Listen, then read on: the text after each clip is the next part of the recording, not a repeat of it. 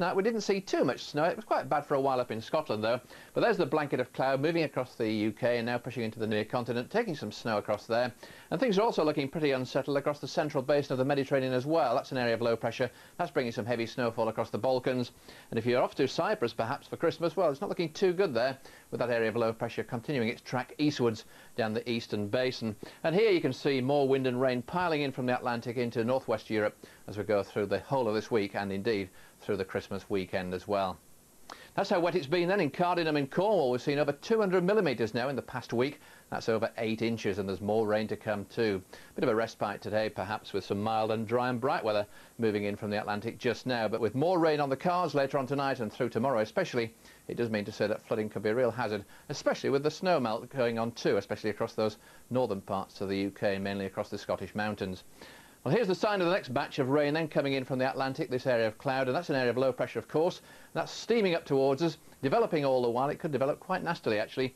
The isobar's packing in once again, so some gales returning across the UK later on tonight and through tomorrow, and more heavy rainfall for many of us too.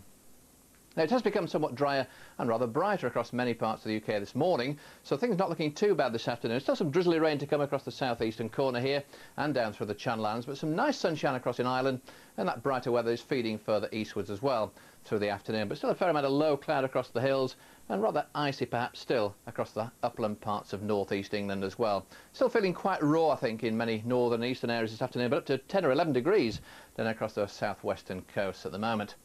And then tonight we'll find the next batch of wet and windy weather turning up in Northern Ireland and much of western Scotland. This drizzly rain eventually fading away from the southeastern corner, and it could turn quite cold again. Actually, some more raw and icy weather is certainly on the cards then across parts of East Anglia and the southeast, with temperatures dipping pretty close to freezing.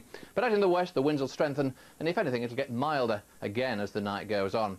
That's how things are looking in the morning. They may be a bit misty and a bit murky in some central and eastern parts of England for a while, but already wet in the north and in the west, and that rain will pile eastwards as we go through the day on Wednesday. Eventually brighter skies will return to much of Scotland through Northern Ireland, West Wales, but still some squally showers to come, but at least getting a bit milder. That's it from me just for now.